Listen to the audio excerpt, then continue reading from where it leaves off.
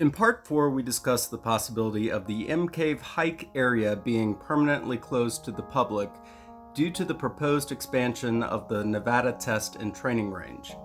I've not heard any updates regarding that, but I'll continue following it and will report any new information when it comes out. I had planned on discussing in part 4 whether or not any other M Cave seekers had gone missing. Since I didn't get to that talking point, that's where we'll pick up here in part 5.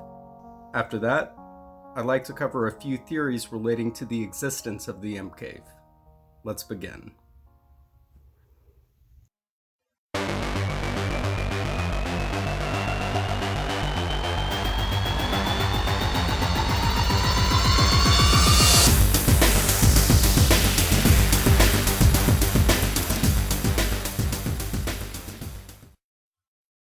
In addition to Kenny Veach, allegedly, there was another man who went missing while trying to locate the M Cave.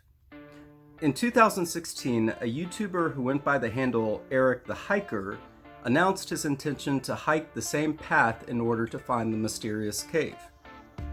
He planned to post a video of his hike to YouTube and give everyone updates via his Twitter account. On March 1st, 2016, Eric tweeted, "We are in the car and about to leave. Like I said before, if I don't tweet by tomorrow afternoon, do something. See y'all later." This was the last tweet posted from his account. Needless to say, his followers were deeply worried, and speculation spread that the M Cave had claimed its second victim. Among his Twitter followers was Sherian Pilgrim, the former girlfriend of Kenny Veach. According to one Reddit user, his YouTube stayed inactive for a few months. Then for some reason, it transformed into a workout music account.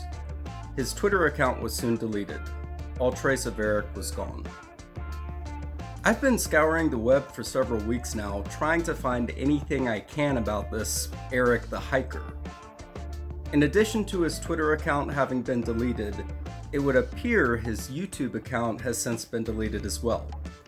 I found a few things online suggesting that Eric's last name was Johnson, and that the handle Eric the Hiker was still being used on an online dating site. However, it's not outside the realm of possibility that two different individuals would register the same handle on different domains. Despite my efforts, I didn't find any concrete evidence definitively linking all of the Eric the Hiker handles back to the same person. Next, I went to namus.gov and searched for Eric Johnson in the National Missing Persons database. It yielded one result: an Alaskan man in his 60s who was last seen in December of 2018. Eric the Hiker supposedly went missing in March of 2016 somewhere in Nevada, so not the same person. Basically, there's no evidence whatsoever that Eric the Hiker Johnson disappeared, but there's clearly something fishy about the guy. What exactly was he trying to accomplish by telling his followers, "If I don't tweet by tomorrow afternoon, do something," and then go and leave everyone hanging? Here's what John Lorden had to say. Well, I don't know what to think on that one. Did he find this mysterious M Cave? Is there something really weird going on there? Is this another internet troll looking for attention, looking to become part of the story?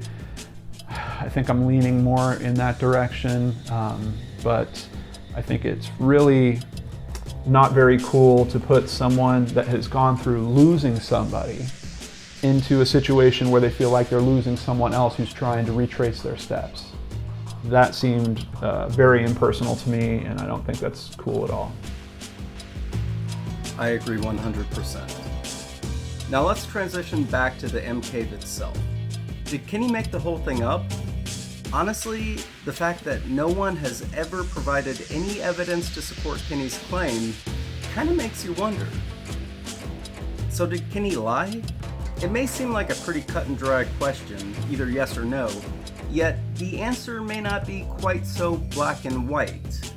There are numerous shades of gray here in which Kenny was being totally honest about something that wasn't necessarily true.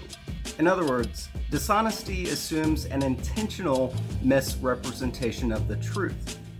If factually inaccurate words are spoken without intentional deceit, then the misrepresentation of the truth is purely accidental and can therefore not be considered a lie. For those of you who have been with me for a few years, you may recall confabulation as one of the psychological factors behind the so-called Mandela effect. But if not, here's a clip. It's so well known to psychologists that people have a tendency to unknowingly alter their own memories. Psychologists even have a word for it: confabulation. It's the same reason why when multiple people witness the same crime, each person tends to remember it happening a little differently. The fact is, we all create false memories, but we're hardwired to trust our own memories, so we honestly believe our recollections are accurate. This tendency is so ingrained in us that we might even continue to believe our own false memories even after being shown undeniable evidence that we were wrong. I'm not sure I've ever heard anyone bring this up before in relation to the M cave, but certain aspects of the cave Kenny described may have been based on somewhat faulty memories. What if his memory of the cave's location was based on a confabulated memory? If that's the case, then his inability to relocate the cave isn't surprising in the least. Unfortunately, this would also mean that everyone searching for it might be looking in the wrong place.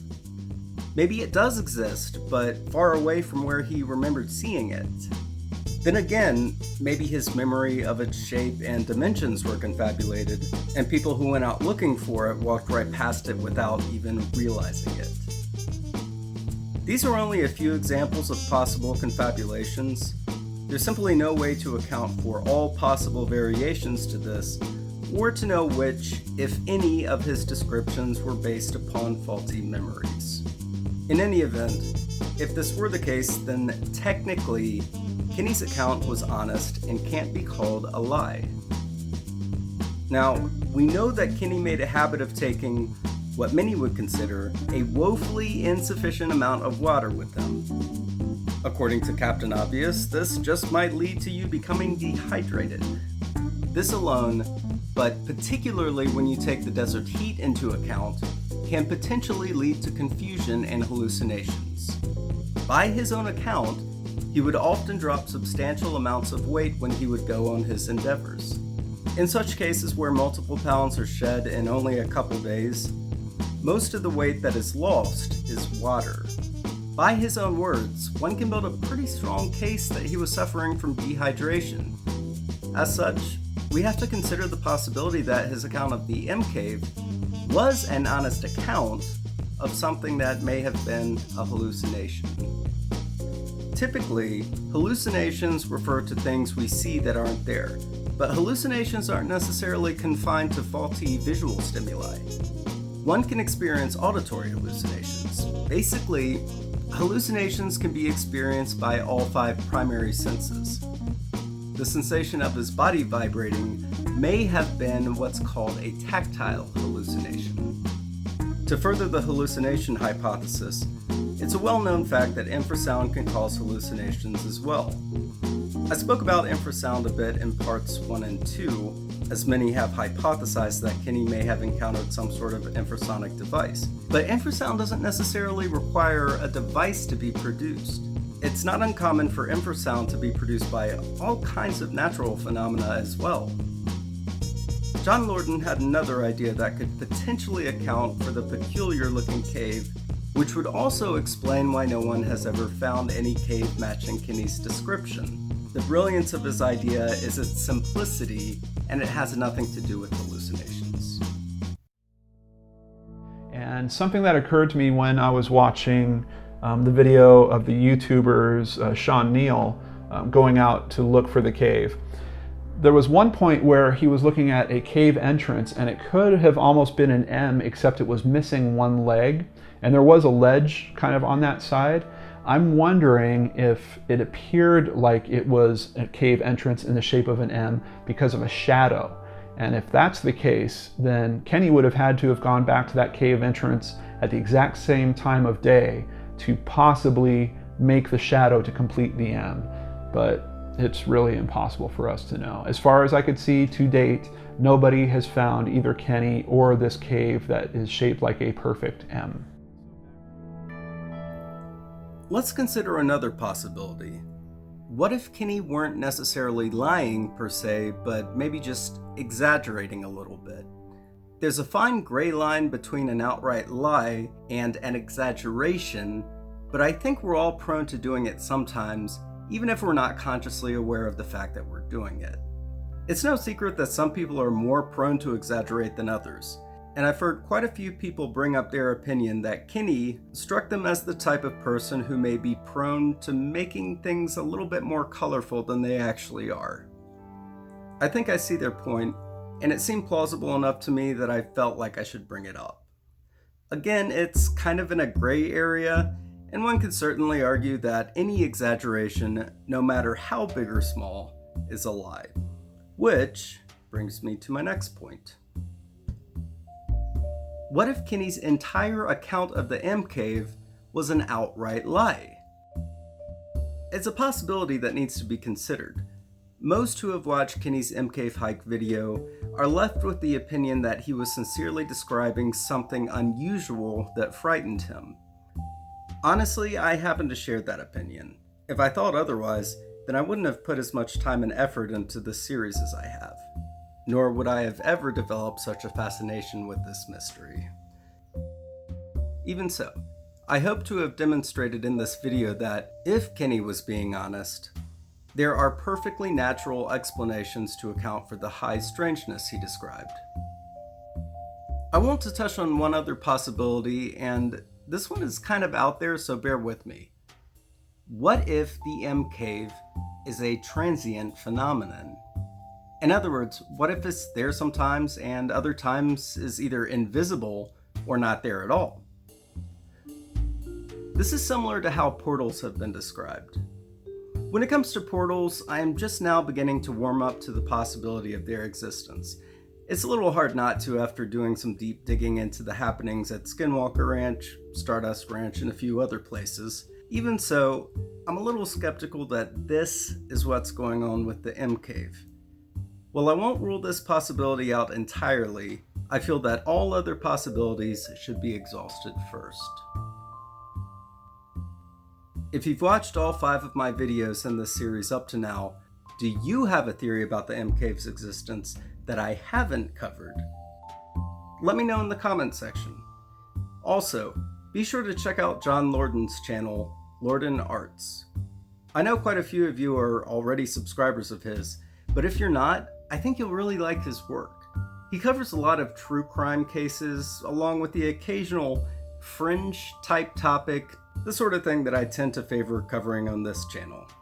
His coverage of a given topic is incredibly thorough, and I can't say enough good things about the quality of his work. So check out Lordan Arts, subscribe to him as well, and the link to his channel can be found in the description.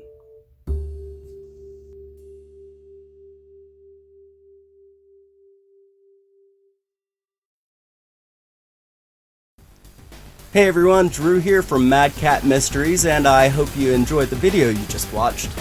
If you did, you can click on the subscribe button below. I'd appreciate it.